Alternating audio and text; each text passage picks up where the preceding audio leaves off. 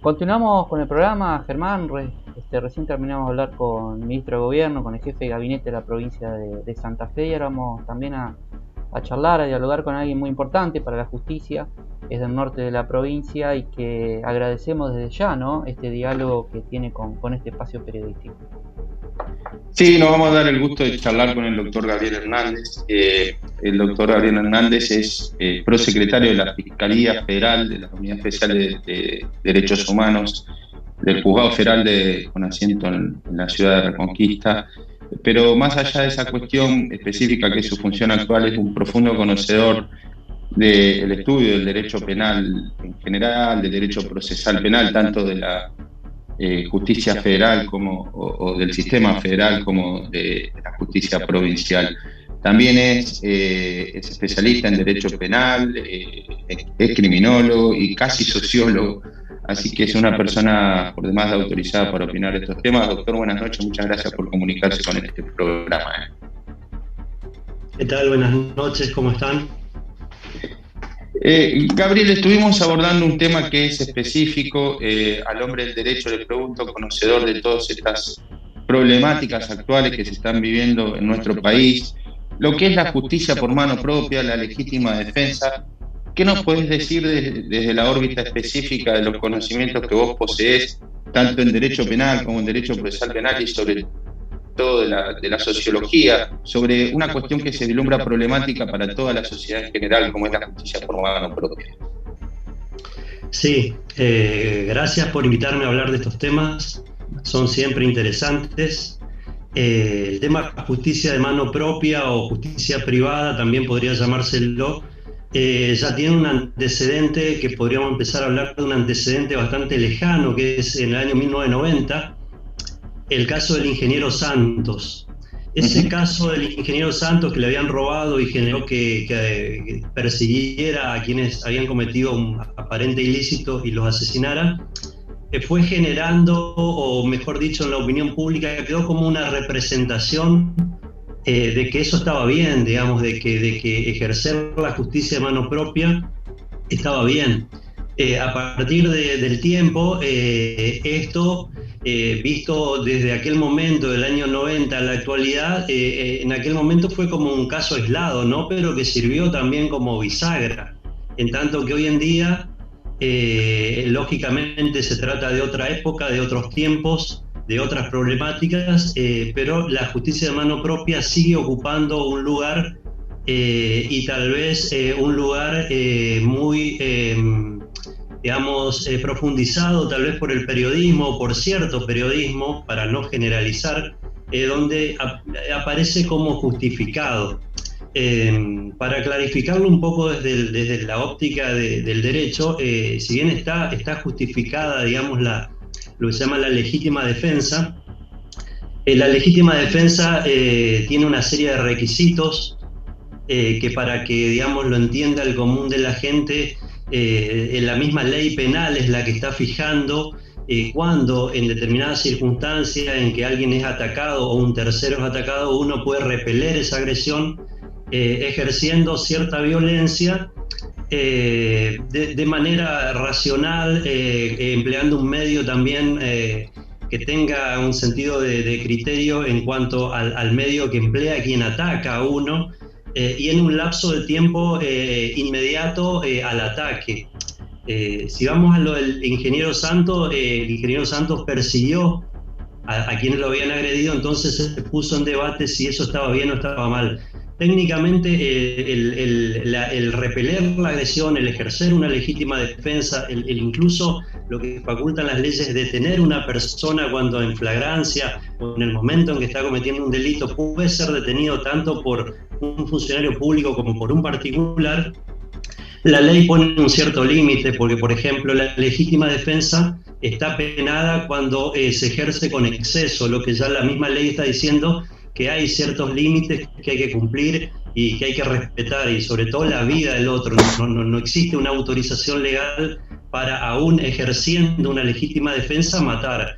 Podría darse el caso excepcional de que en ese repelimiento de una agresión uno mata a uno, y también estaría contemplado, pero la ley desde un inicio no es que ampara el homicidio. La pena de muerte en Argentina no está legalizada, al contrario, el Pacto de San José de Costa Rica prohíbe la pena y nuestro país adhirió a ese tratado. Eso por un lado.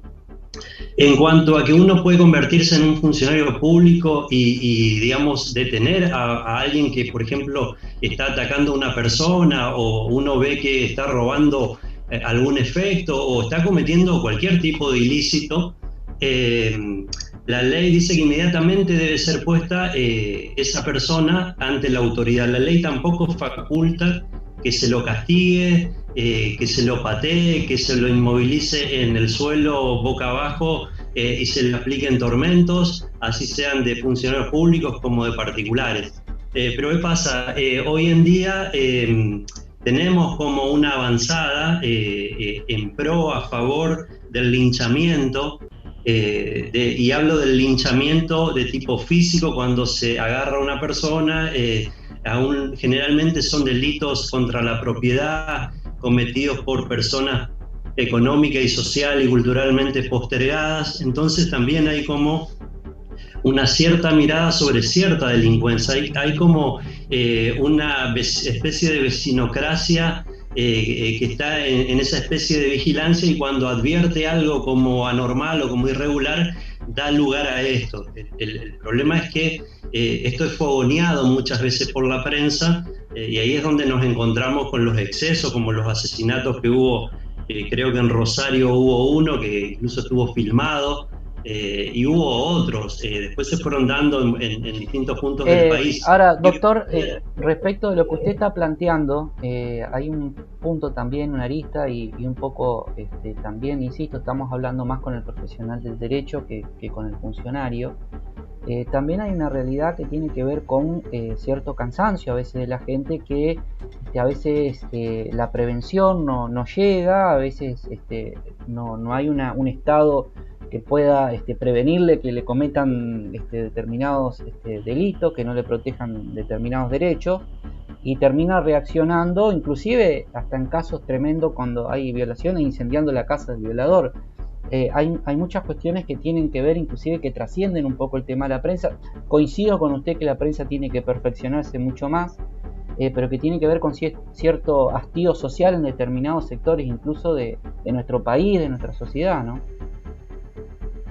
Sí, tal vez pequé de arbitrario al decir solo la prensa, porque la prensa también está inscripta en una sociedad, ¿no? Y claro, la sociedad es como, coincido con eso, hay como un hartazgo de la gente. También está instalado en la representación social de las personas, de la sociedad en general, como el que echa la puerta giratoria, entra por una puerta y salen por la otra, pero siempre estamos hablando de una selectividad cuando hablamos de ciertos delitos.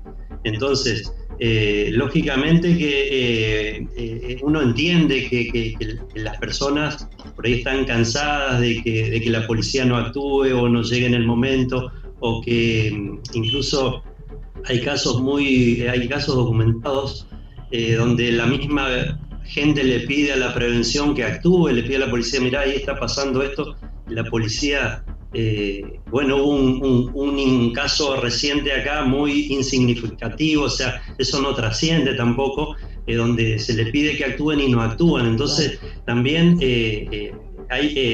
todos los actores sociales en realidad estamos involucrados en esta problemática, pero lo que hay que entender es que, me parece a mí, que no se puede justificar bajo ningún aspecto el exceso, la golpiza, la tortura y la muerte, porque también hemos llegado a la muerte. El exceso en la legítima defensa sería el punto del programa, ¿no? ¿Cómo? Como dice el programa, el exceso en la legítima defensa, digamos. Sí, uno puede excederse lógicamente al ejercer la legítima defensa, porque lo que está en la ley es algo frío, y después tenemos la realidad, y cuando trasladamos a la realidad los hechos concretos, uno también tiene que ponerse en la piel de aquel a quien, por ejemplo, entra alguien a la casa y y lo termina matando, por ejemplo. Pero bajo ninguna, también hay que ejercer los derechos, me parece a mí, de forma responsable, y sobre todo racionalmente, o sea, y regularmente. O sea, el ejercicio regular es lo que ampara la ley.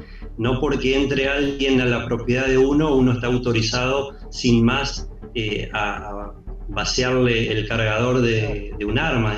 Entonces, todo tiene que tener un sentido de racionalidad, ¿no? Si no, termina vaciado también el Estado de Derecho, porque si no, entonces la gente directamente recurre a la venganza privada y trata de resolver los conflictos de una manera que se supone que ya fue superada, ¿no? Porque si uno va a la historia del sistema penal, de los sistemas de persecución, uno ve que en los inicios sí había como una venganza privada, una venganza de sangre, pero eso trasciende en el tiempo. El ojo por ojo. Estaría como, la ley del talión. Claro, como eso se superó en apariencia, pero después nos encontramos con esta avanzada que viene a poner en crisis todo un sistema que justamente es el sistema de administración de los conflictos, ¿no? Doctor Gabriel Hernández, le agradezco muchísimo su tiempo de abocarse a dialogar con este espacio. Nos gustaría volver a charlar con usted de otros temas. Nos interesa mucho el norte de la provincia. Este espacio siempre le brinda mucho espacio precisamente a esta zona de nuestra querida Santa Fe. Y le agradezco mucho su tiempo. Le agradezco mucho. Bueno, muchas gracias. Le agradezco por este espacio y dispuesto a charlar de estos temas que siempre son interesantes. No, por favor. Gracias, Gabriel. Gracias a ustedes.